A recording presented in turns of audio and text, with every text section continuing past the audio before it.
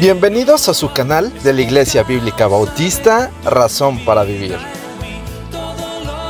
con el pastor Jared Suárez.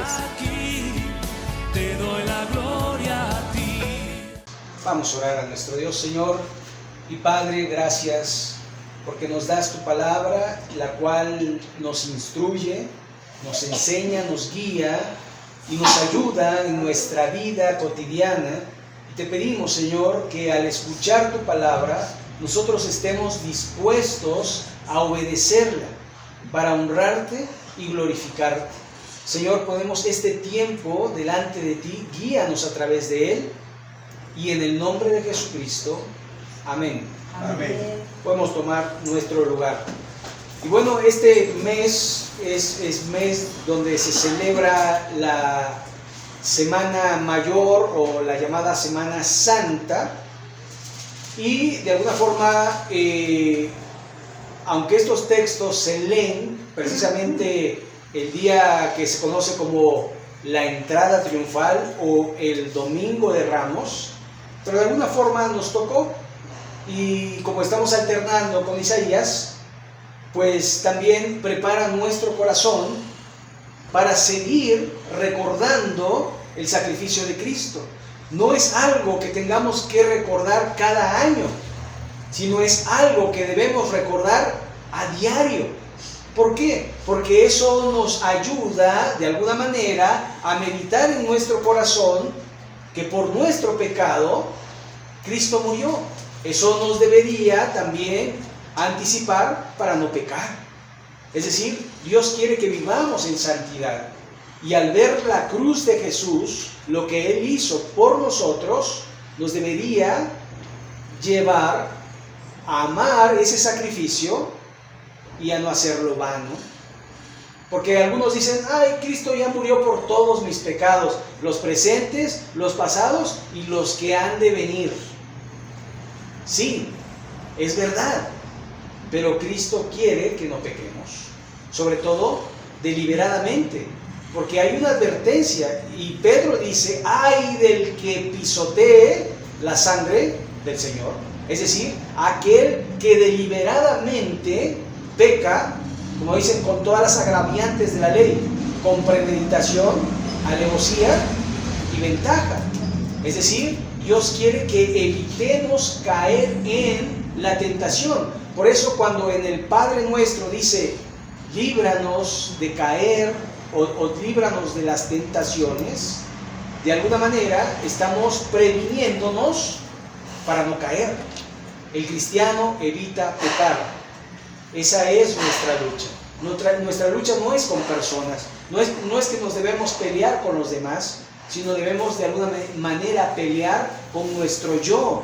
Y es lo que hacía el apóstol Pablo, porque dice, porque el bien que quiero no hago, sino el mal que no quiero, eso hago. ¿Quién me librará de este cuerpo de muerte? ¿Sí? Entonces, como también en el versículo que memorizamos, la sección que memorizamos anteriormente, ¿verdad? Cuando el apóstol Pablo dice, ahí en el 9:27 en adelante, o de 24 al 27 mejor dicho, cuando dice, sino que golpeo mi cuerpo y lo pongo por servidumbre. Una de las cosas que tenemos que hacer a diario es golpear nuestro cuerpo, no de una manera física, sino de una manera espiritual, sometiéndolo a obedecer a Dios, porque todos los días queremos desobedecer a Dios y de repente vienen pensamientos que van en contra de Cristo. Entonces, de alguna forma, esto prepara nuestro corazón para que cada día tomemos nuestra cruz y sigamos a Jesús. Verso 1, cuando se acercaban a Jerusalén, junto a Betfagé y a Betania, frente al monte de los olivos, Jesús envió 2 de sus discípulos. Ahora, Betfagé quiere decir casa de higos verdes. Y Betania quiere decir casa de higos.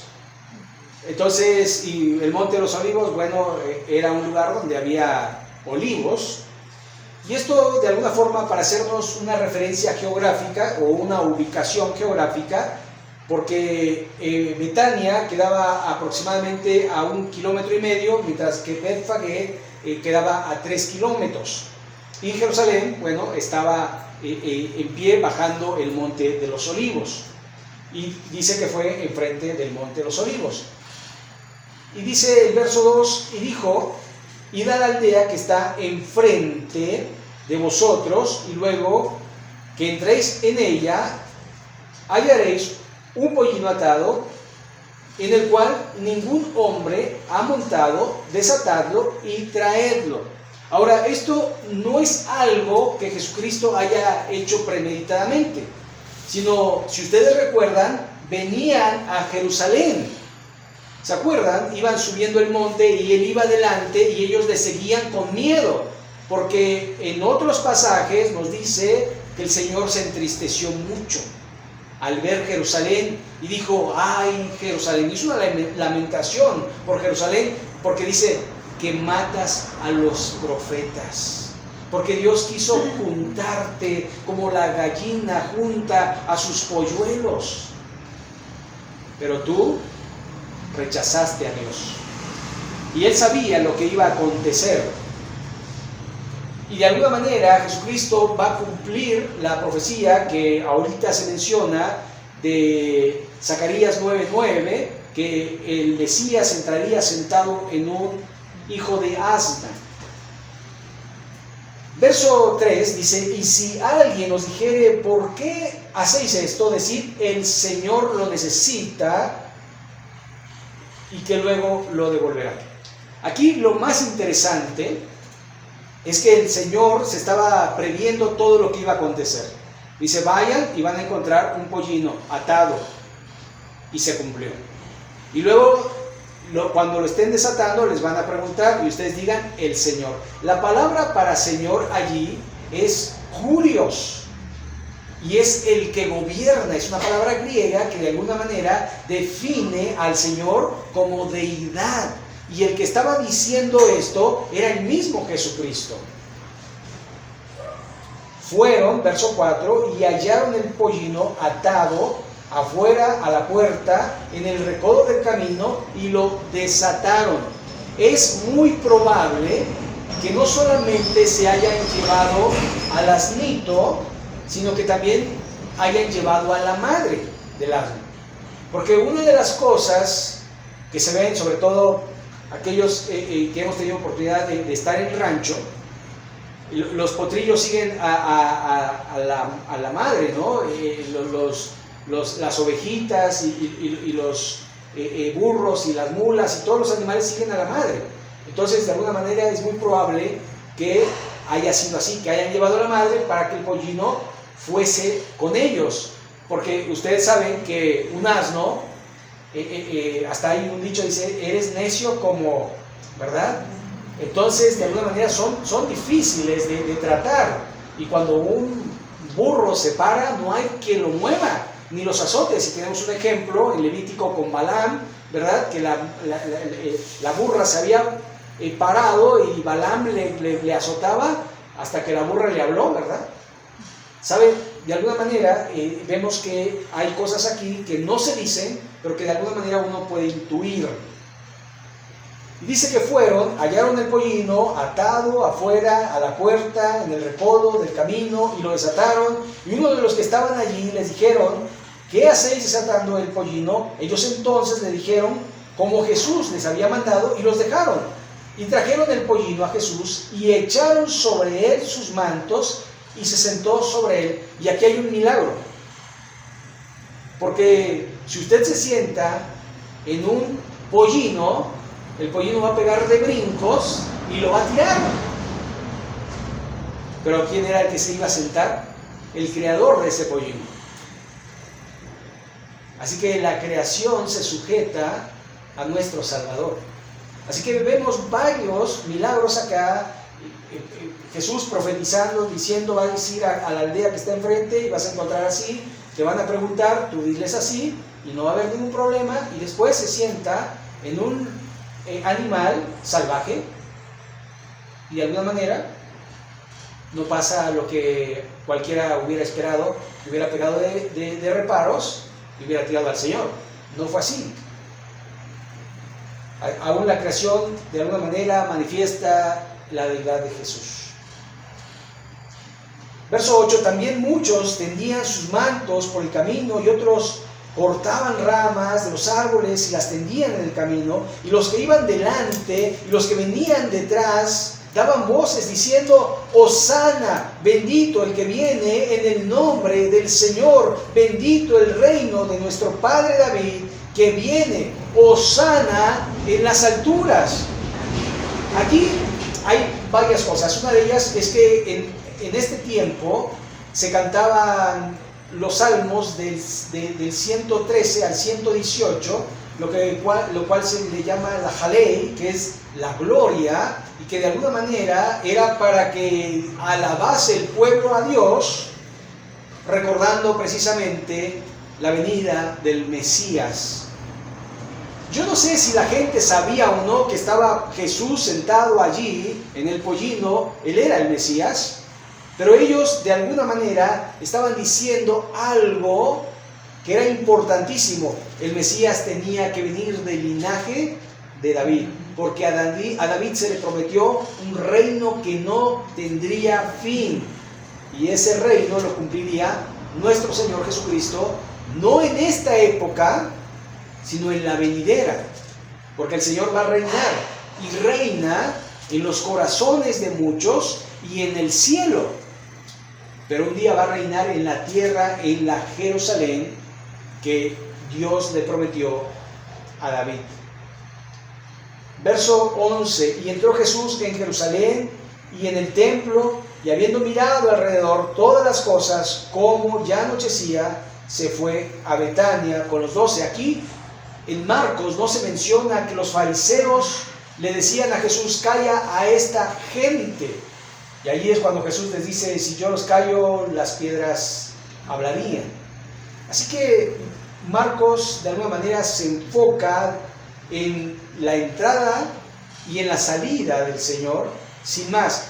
Sabemos que fue el primer día de la semana, domingo, así que el verso que sigue nos va a decir que ya fue el siguiente día. Por eso dice el verso 12, al día siguiente, es decir, lunes, cuando salieron de Betania, tuvo hambre, y viendo de lejos una higuera que tenía hojas, fue a ver si tal vez hallaba en ella algo. Pero cuando llegó a ella, nada halló sino hojas, pues no era tiempo de higos. Es muy probable que haya sido en abril, en el mes de Nisán. Si ustedes recuerdan, la Semana Santa a veces la celebramos en marzo y a veces la celebramos en abril. La razón es porque el calendario judío es lunar, no es solar, no es como nosotros que celebramos según el calendario gregoriano. Ellos se basaban en días de 28, meses de 28 días. Entonces era diferente porque ellos iban conforme a las lunas, y muchas de las celebraciones eran marcadas por las lunas. Entonces, aquí por eso sabemos que es en abril, ¿verdad? Y de alguna forma, en abril no hay higos. Nosotros en casa tenemos un higo, una higuera, y apenas está floreciendo. En abril va a estar un poquito los pollitos de los frutos van a estar más grandecitos. El detalle de esto es que cuando Jesús llega a la higuera, que está ya verde, no tiene nada, lo cual indica que no iba a dar fruto. Yo no sabía, yo nunca he comido el fruto tiernito de los higos. De hecho, no se me antoja, porque es curioso, porque cuando uno corta un higo sale una como leche pegajosa, y la verdad no se me antoja meterme en la boca. Pero según las costumbres de aquí del pueblo judío, ellos aún comían los higos tiernitos, ¿verdad? A ver si este año los pruebo, ¿sabe? Pero era costumbre. Jesús de alguna manera pensó que quizás iba a encontrar, por lo menos, estaba naciendo el fruto. Dice, verso 13, y viendo de lejos la higuera que tenía hojas, fue a ver si tal vez hallaba en ella algo. Por eso dice algo. No dice fruto, sino algo, es decir, que estaba creciendo. Pero cuando llegó a ella, nada halló sino hojas, pues no era tiempo de higos, porque estos van a estar hasta julio, agosto.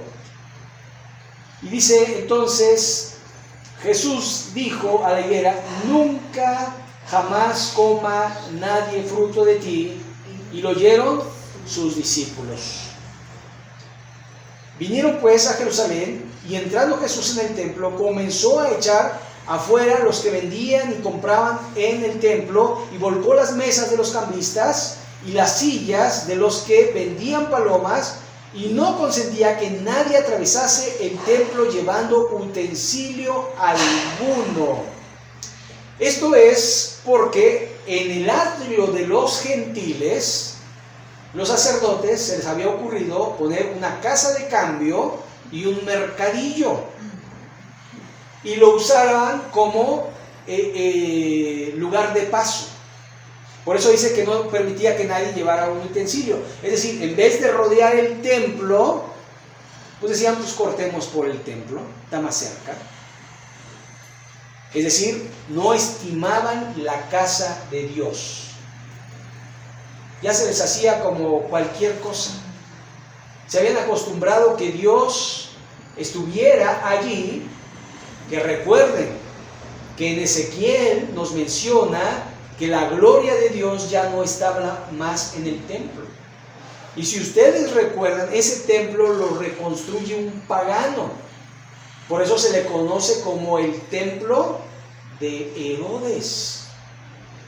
No es el templo de Salomón, es el templo de un gentil que de alguna manera allí estaba. Recuerden que Herodes era idumeo, era gentil, no era judío, pero que se había hecho prosélito. Herodes iba y sacrificaba, y Herodes estaba de alguna manera queriendo embellecer ese templo, pero era más que nada por vanidad y por quedar bien con los judíos y por obtener de los judíos que por obtener de Dios.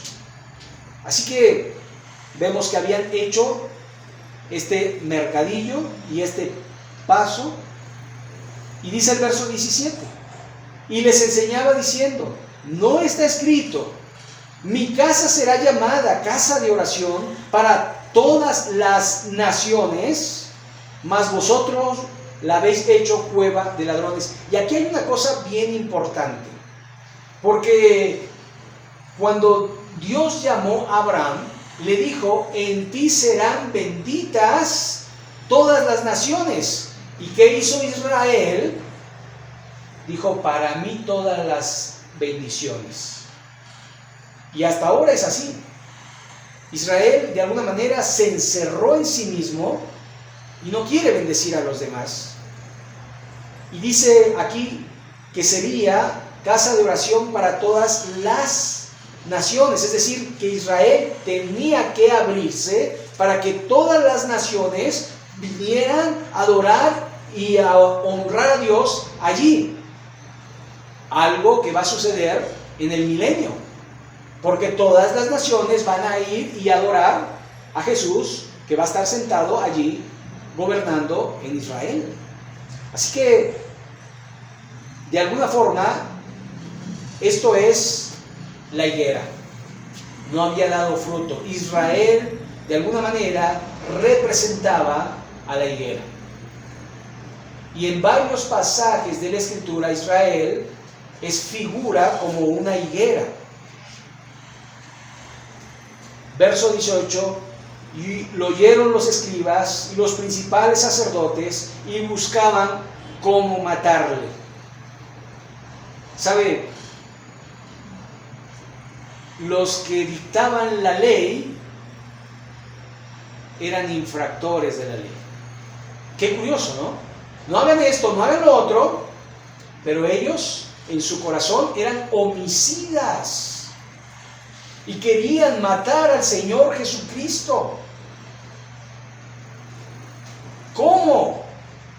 Los que decían, honra a tu padre, honra a Dios, no matarás, no adulterarás, y ellos cometían adulterio, y ellos cometían homicidio, y ellos cometían robos. Por eso el Señor juzgó a Israel. Querían matarle porque le tenían miedo, por cuanto todo el pueblo estaba admirado de su doctrina, pero al llegar la noche, Jesús salió de la ciudad. Y pasando por la mañana, es decir, el día martes, vieron que la higuera se había secado desde las raíces. Entonces Pedro, acordándose, le dijo, Maestro, mira, la higuera que maldijiste se ha secado. Respondiendo Jesús les dijo, tened fe en Dios, porque de cierto os digo que cualquiera que dijere a este monte, quítate y échate en el mar, y no dudare en su corazón, sino creyere que será hecho lo que dice, lo que diga le será hecho. Este es un pasaje muy mal interpretado, porque dicen, ya ves, si tuvieras fe, podrías decirle a este monte, pero ¿quién le ha dicho a un monte a alguien que se echa al mar? Aquí está usando una figura de lenguaje que es una hipérbole, es decir, es una exageración, pero de alguna manera para animarles a orar conforme a la voluntad de Dios, y Dios va a obrar.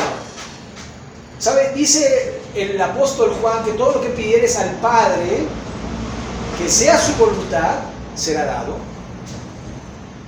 Dios no va a cumplir caprichos, sino, mire, le voy a decir una cosa, hay mucha gente con fe. Ya no habría montes, ¿verdad? Ya caprichito, a ver, échate al mar, monte. No. Entonces lo que está diciendo es, crean en el Padre, porque cualquier cosa que sea imposible para ustedes, para Dios no hay imposibles. Y si fuera necesario, y si fuera la voluntad de Dios, que este monte, y refiere al monte de los olivos, que hasta la fecha sigue allí en Israel, y ahí es donde va a pisar el Señor Jesucristo cuando venga en su segunda venida, y ese monte se va a partir en dos, y se va a hacer un gran valle, donde la copa de la ira de Dios se va a manifestar. Jesús en su primera venida viene sentado en un pollino, hijo de asna. En su segunda venida viene montado en un caballo blanco. En su primera venida viene como manso y humilde, en su segunda venida viene con la espada desenvainada a guerrear y a hacer justicia.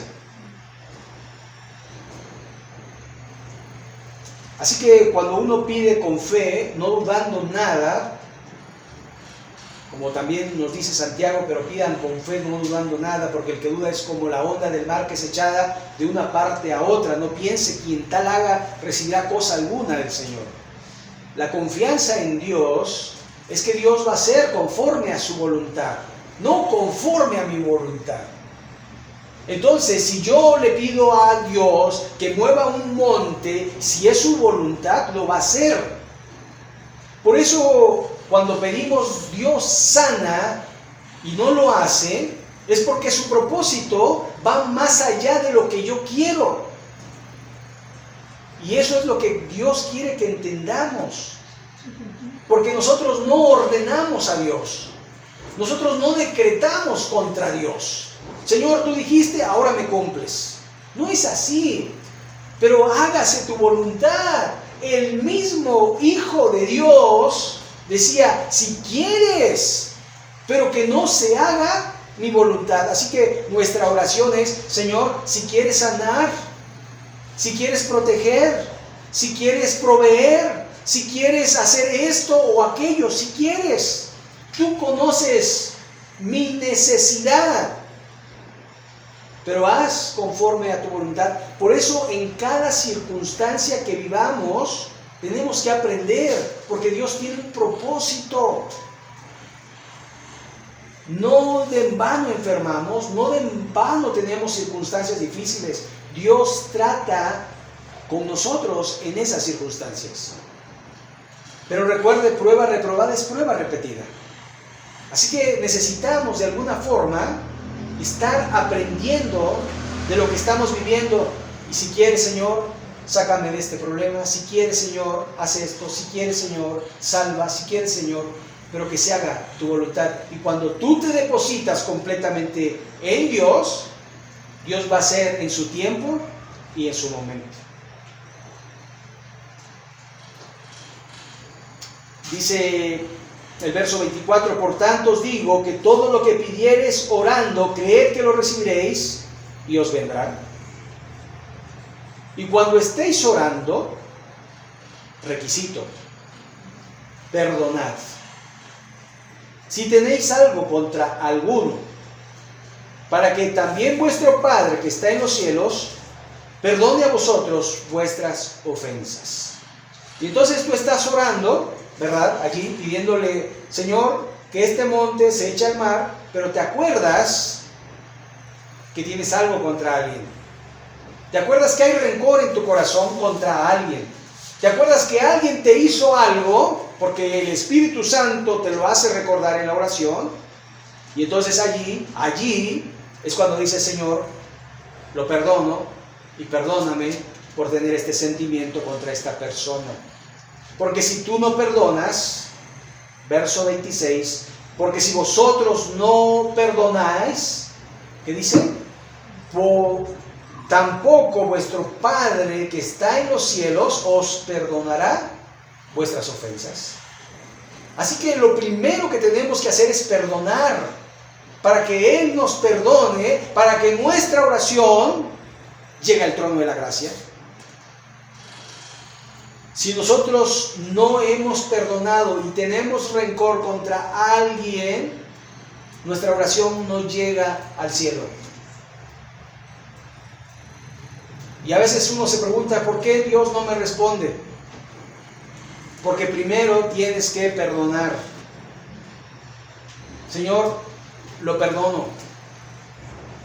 No necesariamente dice ve y pídele perdón, sino que allí en tu oración perdones y lo deposites en manos de Dios. Señor, esta persona me hizo daño y lo odio y tengo rencor y quisiera, Señor, pedirte que tú trates con él, pero yo le perdono. Señor, quita de mí este sentimiento. Ayúdame a amar a mi enemigo. Y cuando eso ocurra, ocurrirá un milagro en tu vida. Porque tu corazón sanará. Porque serás transformado. Porque entonces experimentarás lo que Cristo experimentó en la cruz.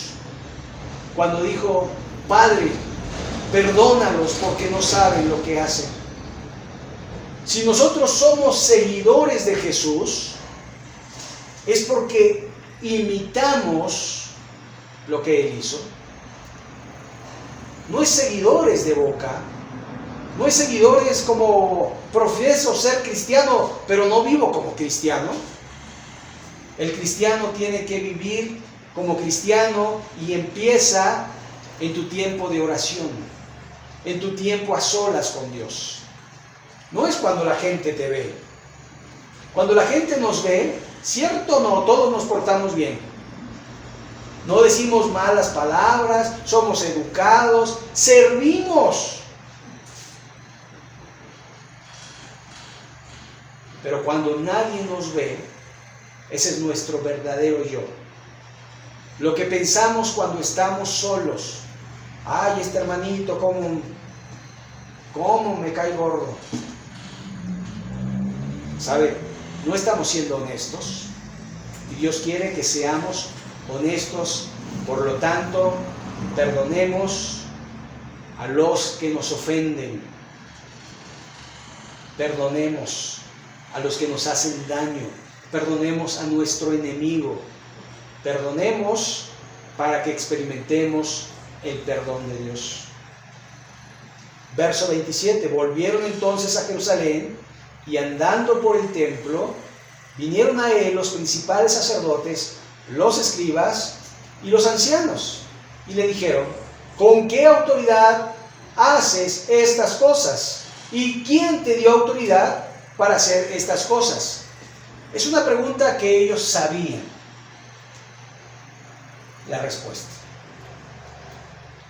Usted muchas veces ha preguntado cosas que sabe, pero que quiere escucharlas de la gente, ¿cierto o no? Por ejemplo, cuando uno le pregunta a un hijo: ¿qué hiciste? Porque uno ya sabe lo que hizo, pero quiere uno que él lo diga para ver si hay arrepentimiento o no en su vida, para saber cómo tratarlo. Pero si el hijo oculta, miente y demás, entonces esto de alguna manera provoca al padre a que tenga una disciplina más severa, porque está viendo que no hay arrepentimiento y que estaría él dispuesto a seguir haciendo eso, y por eso lo quiere ocultar. Lo mismo pasa con nosotros cuando de alguna manera no somos honestos con Dios. Ellos sabían la respuesta, que Dios le había dado esa autoridad y que la doctrina venía de parte de Dios. Por eso Jesús les hace otra pregunta, para que ellos sepan, si no saben, de dónde venía su autoridad. Jesús, dice el verso 29, respondiendo les dijo: os haré yo también una pregunta, respondedme, y os diré con qué autoridad hago estas cosas. ¿El bautismo de Juan era del cielo o de los hombres? Respondedme. ¿Sabe? Juan predicaba: el reino de los cielos se ha acercado, arrepentíos. Y viene tras mí uno del cual yo no soy digno de desatar su calzado. Le preguntaron: ¿eres tú el Cristo? Y dijo: no, sino una voz que sale del desierto: preparad camino para el Señor. Es decir, yo soy el precursor, yo estoy preparando el camino para el que ha de venir. Y de repente muere Juan y aparece el Señor Jesucristo. Cuando lo apresan a Juan, el Señor Jesucristo empieza su ministerio y empieza de alguna manera a presentarse públicamente y empieza a hacer grandes prodigios y maravillas en el pueblo. Después de mí viene uno, y no lo vieron. Y no lo vieron o no lo quisieron ver. Verso 31. Entonces ellos discutían entre sí, diciendo: si decimos del cielo, dirá: ¿por qué pues no le creísteis? Es decir, no entendieron lo que Jesús les quería mostrar. Se enfocaron en Juan, se enfocaron en el bautismo, se enfocaron en el pueblo, pero no se enfocaron en lo que había dicho Juan y en lo que era Jesús.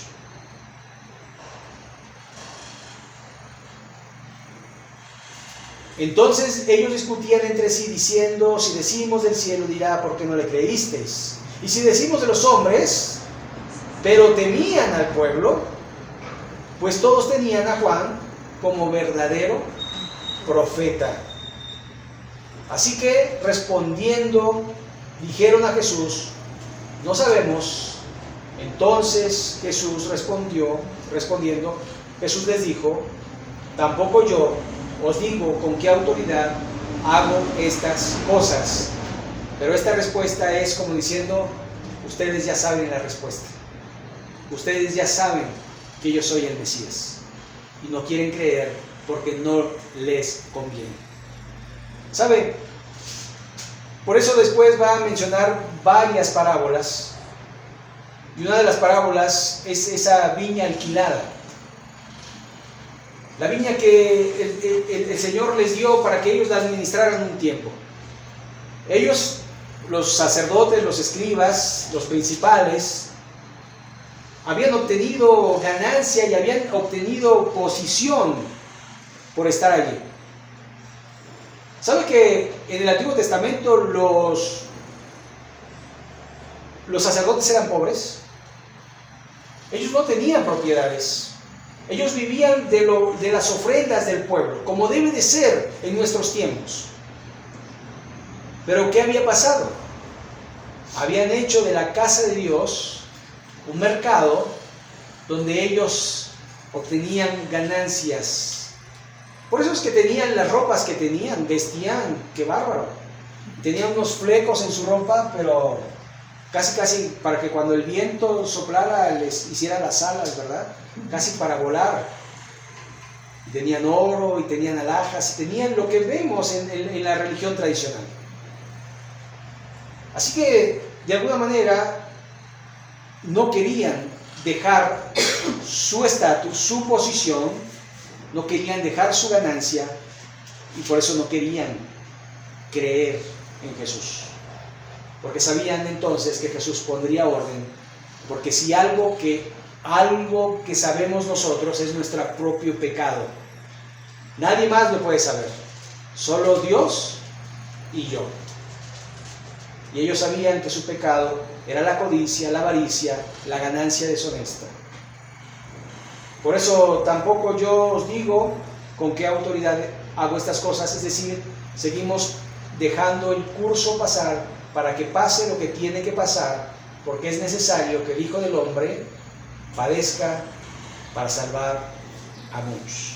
Recuerden, a lo suyo vino, los suyos no le recibieron, mas a todos los que le recibieron, a los que creen en su nombre, les dio potestad para ser hechos hijos de Dios, y esos somos nosotros, hijos de Dios, que hemos creído, porque Israel decidió rechazar a su Mesías de una manera deliberada. Ellos sabían que era el Mesías y no quisieron creer.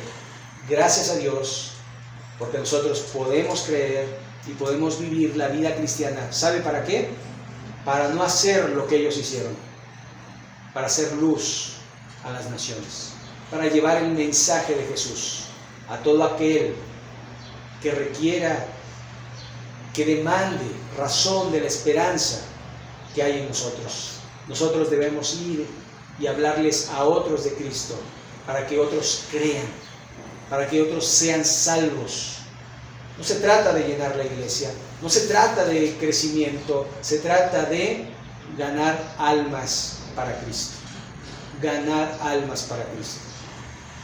Los israelitas no lo hicieron, pero nosotros como iglesia debemos hacerlo. Ir y predicar el Evangelio a toda criatura. Vamos a orar para terminar.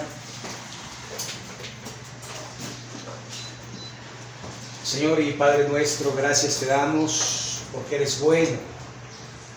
Gracias porque nos has perdonado a través y por los méritos de nuestro Señor y Salvador Jesucristo. Gracias porque a pesar de que entraste triunfalmente, el pueblo te rechazó. Pero gracias a ello nosotros somos salvos. Ayúdanos a no cometer los mismos errores para no ser bendición a otros y llevar el mensaje. Danos la oportunidad de predicar a todo aquel que demande razón de la esperanza que hay en nosotros. Úsanos como instrumentos de justicia en tus manos. Gracias por nuestro Señor Jesucristo, por su valentía, por su ejemplo. Ayúdanos a imitarlo. Gracias, Señor, por mis hermanos aquí presentes.